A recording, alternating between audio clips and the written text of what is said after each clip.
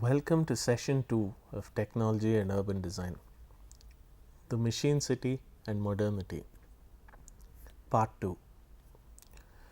In Part 1, we had discussed the emergence of new thought in Europe, which led to the advent of the industrial age, and we looked at the impacts that this industrialization had on the concept of the city and how this completely revised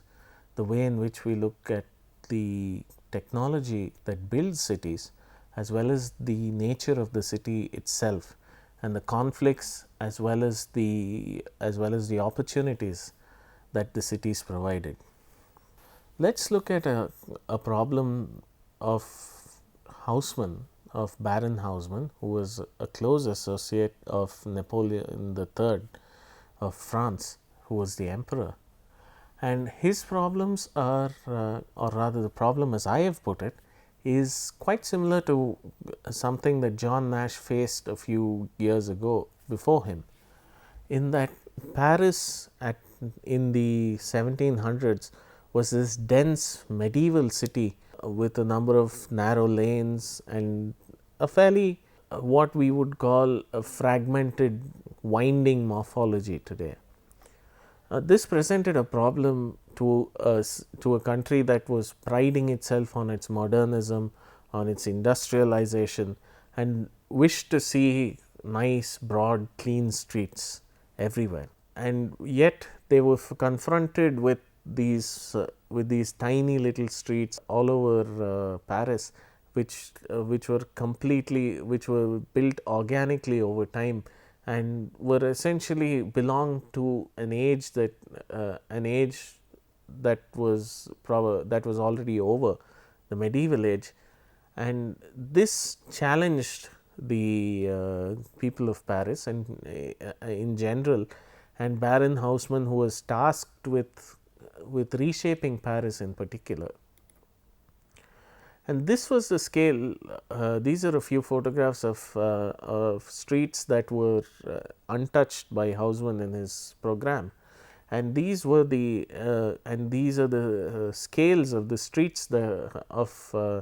existed prior to Haussmann's famous program of reshaping Paris. And as you can see, these were narrow streets that were filled with tall buildings on either side, and this was at the time considered unhealthy. It was considered a relic of a previous age that did not have relevance in the modern world anymore. And so this perception, which was based in great reality, because you had fires that spread from building to building extremely fast, you had diseases that spread extremely fast, but there was also, at the bottom of it, there was also this in addition to the reality of the situation, there was also this perception that this was not the way to build cities anymore, this was not the way to live in cities anymore. Therefore, Baron Haussmann decided to pretty much cut London in a number of different ways, some of which you will see in this diagram shown here. And he started to create a number of wide streets where there weren't any wide streets before, and he called these boulevards, and he created avenues which were lined with trees, and he pretty much destroyed the pre-existing fabric of medieval Paris. And this had a number of impacts on the city itself. This was what he proposed to do at near the Notre Dame Cathedral, where he created these smooth, straight lines in place of these winding, sinuous streets that characterized Paris of that time. And what he created was something like this, captured in the great impressionist Camille Pissarro's paintings, where Paris was suddenly became these wide, beautiful, open city with a number of great boulevards running through, and this created a sense of Paris being the most modern city of the world in the 1800s, and it enlivened it became the center of the Impressionists and the post-Impressionists, and was the center of art and culture for a very long time. Perhaps even until the beginning of the Second World War. However, Haussmann did this at an almost immeasurable price of by displacing thousands of people and demolishing thousands of houses, and the protests that it caused, the opposition that he faced, eventually led to him being removed from his position as the person who was directing all of this reshaping of Paris. And so once again, just like John Nash, we are faced with this question of what the price of good urban design is, and what the price of and whether and who should pay that price, and whether the price is worth what you get in return. And modern Paris, much like modern London, has a lot to thank Haussmann for in terms of the scale, and it is these grand boulevards and grand avenues that he created which allow Paris to be accessible today compared to the way the city was 200 or 300 years before. And he also created these grand public projects like the great parks of Paris, which were also built on land that was essentially occupied a generation earlier, and it was done through displacement. And it is this balancing act which begins at the birth of the modern age that still challenges us today, even in every aspect of urban design, is who pays the price of some work done for the public good. And very often it is the poor, and sometimes it's not, but it is this cost and benefit, this weighing of cost and benefit, that is at the heart of decisions that urban designers have to make every day in their work. This phenomena of industrialization and the impact that it has on cities is not just restricted to the European countries, but spreads outward into their colonies. These are a few maps showing the evolution of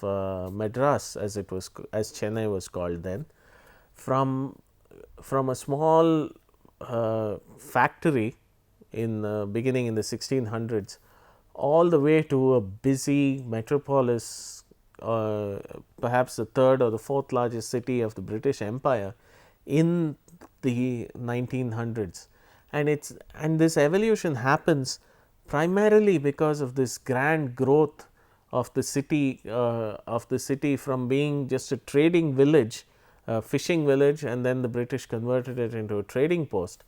to a center for for the marketing of industrial goods as well as the production of industrial goods. And all of these colonies essentially acted as feeders for the great factories in Europe, and the raw materials would leave from these great colonial port cities and then come back as finished products. And this has a direct impact on the city itself and on the shape that these great colonial cities take. Another example of a colonial city that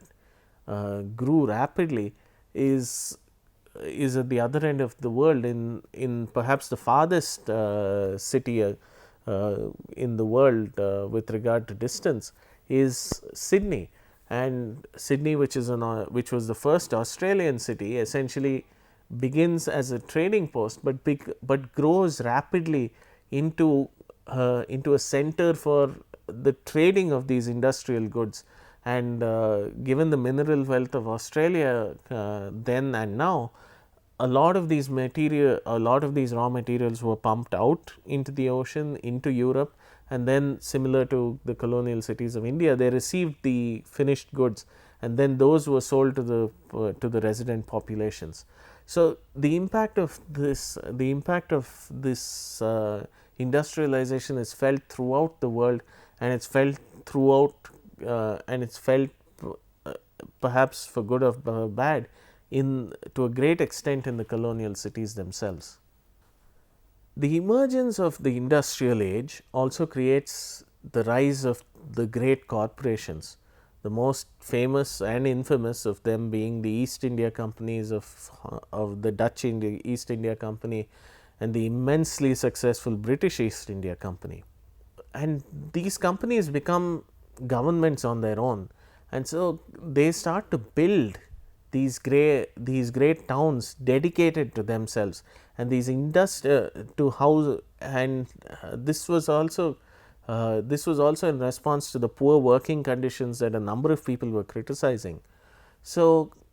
these companies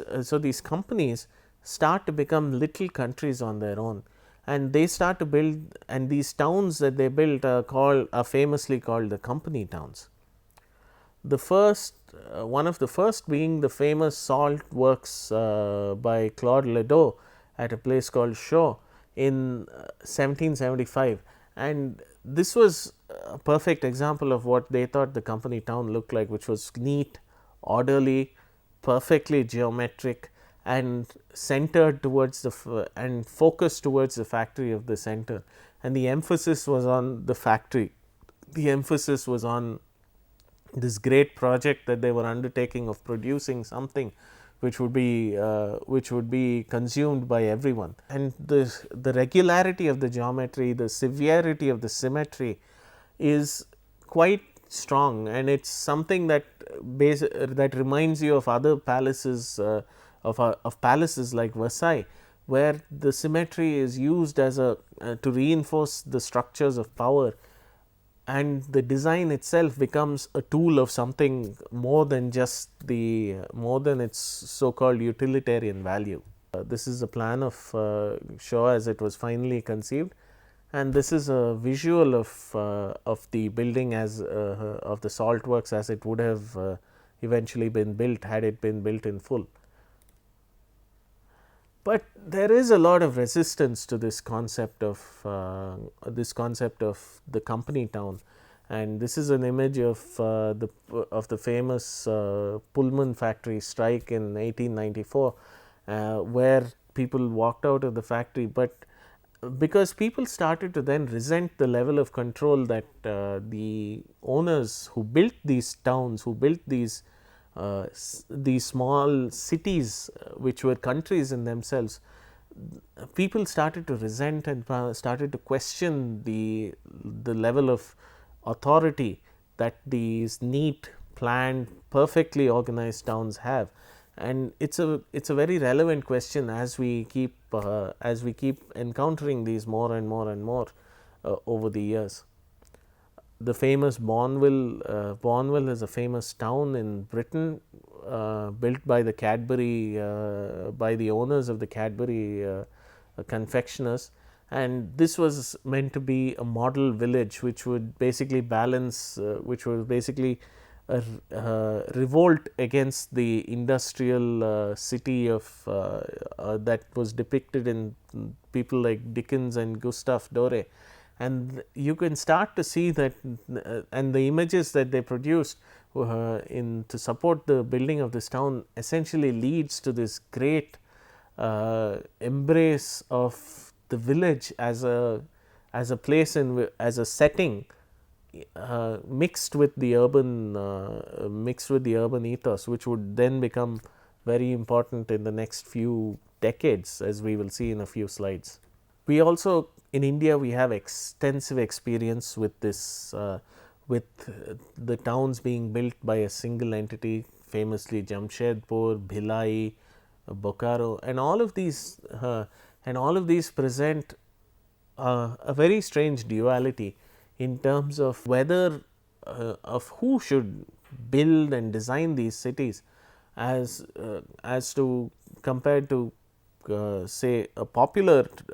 demand or design of a city. Would a single entity be able to design a sustainable city? And some of these examples are extremely successful and some of them are not, but it is a question that underlies most of these industrial towns, which are essentially which are essentially highly controlled environments, which built by more or less individuals and groups of individuals. In the early 1900s, the second industrial revolution starts, which is essentially the emergence of steel to replace iron as a primary building and industrial material. The invention of commercially available electricity. This is a famous photograph of Nikola Tesla with his AC coils, with his alternating current coils, and the automobile as and the beginnings of the automobile. Although the automobile would take a long time to become popular, but electricity but electricity is crucial, because for the first time we start to see a commercially available means of energy, and this radically changes the world, as you would imagine it would, because we can now switch on light bulbs, we can now do a number of things that become possible because of a source of energy that is available very simply and is very cheap, and is also can be used in an almost infinite variety of ways. The motor car is also important, but it takes a little time to get there. Perhaps the most significant piece of invention which radically changed cities themselves is the invention of the ladies' bicycle, which allowed women an utter freedom of mobility which was not available to them before. It allowed European women to work in professions other than just as maids or other household services. They could now travel great distances, which means they could study, they could work in cities which was exclusively the domain of men, and they could do a number of other things because of this mobility. The rise of alternatively, the rise of the railroad, as discussed earlier, allows for travel on a mass scale. However, the bicycle itself leads to the invention of the macadamized road, which is essentially the modern road as we understand it. And these are roads no longer designed for animals like horses and bullocks, but roads designed for tires and wheels, which which are far smoother and far more and allow a greater amount of distance to be carried through a day. We also see the rise of communications like the great telegraph lines that were laid in the 1890s, including to Bombay and Madras, connected to the entire world. We see the rise of radio, the invention of the telephone, and this all leads to this extraordinary period of invention, which once again, similar to the generation before, radically reinvents the city. And the city, which is the arena, the theater for all of this technology to emerge, starts to transform itself. And this also unfortunately leads to the first industrial war, which is the First World War, which essentially takes all of this technology that's been invented and then finds a way to weaponize it. And for the first time, civilian populations are affected on a scale never seen before, and this leads to a great questioning of the role of technology, but at the same time it also leads to a certain celebration of it. The generation that saw the First World War at a young age becomes perhaps one of the greatest generations in history, where we see great artists like Picasso, scientists like Einstein, and political thinkers like Mahatma Gandhi emerge from the ashes of the First World War, which becomes a symbol of what was wrong with the world. And all of these people start to question the role that technology plays in society, and some of them embrace it, some of them critique it, and some of them utterly reject it, like Mahatma Gandhi did. And this somehow leads to a sense of perhaps questioning of of the role that technology plays in our daily lives. However, the First World War itself leads to another revolution in Russia, which we call the Russian Revolution today. And the Russians are essentially, they embrace technology as a means of allowing the Soviets essentially embrace revolution as a means of elevating the peasant to a worker, and therefore allowing him to have a better form of life. The socialists then invent perhaps one of the most enduring aesthetic movements in history, called the constructivists, and a number of these constructivist monuments were built. But however, their drawings and their concepts are extremely powerful, and most famously is Tatlin's monument to the Third International, seen on the bottom right corner, seen on the bottom right. And this is an extremely machinist aesthetic. It celebrates the power of the machine to elevate people in society, and people that inspires people like and they are also, or rather they are inspired by the futurists, perhaps the most famous person being Antonio Santalia, who draws these imaginary cities which are deeply machinistic and yet deeply heroic in some sense. And the futurists, much like the constructivists, are celebrating the machine, and they are somehow infusing that celebration into their urban design and into their architecture. And these are Santalia's famous sketches of the new city, or La Città Nova as he called it. And Antonio Santalia himself was a victim of the First World War. So there is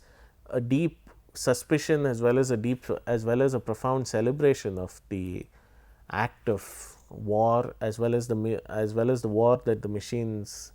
allow to happen. This leads to perhaps the most productive period in urban design and urban planning. You have the emergence of Ebenezer Howard's Garden Cities of Tomorrow, which incorporates both green space as well as industrial space as well as residential space within the city. And then we have the Industrial City by Tony Garnier in 1904, which is essentially attempts to balance the nature and the industrial city, and produces a very famous set of images. And perhaps the most famous, or perhaps the most infamous, is the Radiant City by Corbusier, by Le Corbusier, where he demolishes a huge part of Paris and then installs his famous cruciform towers in the city of Paris as an alternative to what is generally perceived as a Parisian street, and radically redefines it. On the other side of the world, in America, one particular invention upends urban design completely, and that is the invention of the safety elevator, essentially an elevator that would not fall even from a great height. And this allows the transformation of what is a fairly typical port town, which is not very dissimilar from cities like Chennai or Sydney, and this city is called New York. And New York transforms itself, as you can see from this image in 1873. It transforms itself into, by 1913, as you can see through this image, as something that is starting to look like the New York of today. And the elevator, this single piece of technology, the elevator, allows buildings to grow taller. It allows buildings to be built at hitherto unseen heights. And then New York is transformed even by 1938 into something that very similar to what we say today, and the skyline and this idea of the skyline of the city rather than the image of the city is dominated by this concept of the skyline, and this is popular primarily because of technological reasons, and this is perhaps one of the best example of the impact that one particular form of technology can have on urban form itself. One of the most important doctrines of the post First World War era was the emergence of the Athens Charter, which was essentially supposed to be written by the CIAM, or the Congress of International Modern Architects, but was fundamentally written by Le Corbusier, and it exposes this idea of Corbusier's that of functionalism, and it talks extensively about creating a functional city. Now, this is a radical concept even then, but it is something that somehow attracts a lot of people, because it talks about the city in terms that a lot of people celebrate, like utility and practicality, and these are words that are become extremely important in the aftermath of the industrialization, and people start to apply it to the city as a whole, and therefore the functionalist city starts to become an idea that's very important, and it's an idea that we're still dealing with today in many different forms. This leads to a Second World War. This leads us to the Second World War and the destruction that we see in the wake of the Second World War. And this means that a number of these cities have to be rebuilt, and they have to be reshaped to accommodate this level of destruction. And so a new way forward is proposed, and the functionalist city fills the void caused by the destruction, and also the aftermath of the Second World War sees rapid decolonization. So cities like Brasilia and of course our own Chandigarh are built as with the echoes of this concept of the functionalist city as it emerges through the generations, or rather as it emerges from the different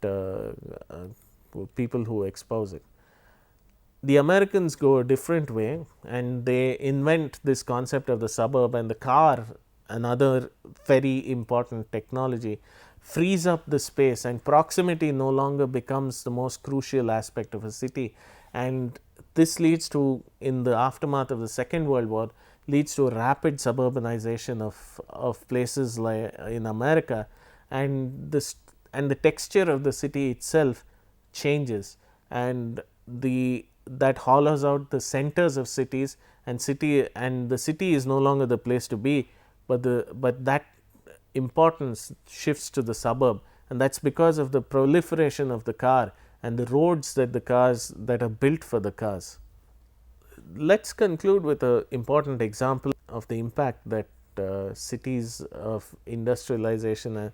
and the functional city. This is a famous project called Pruitt Ego by Minoru Yamasaki, who also happened to design the World Trade Center.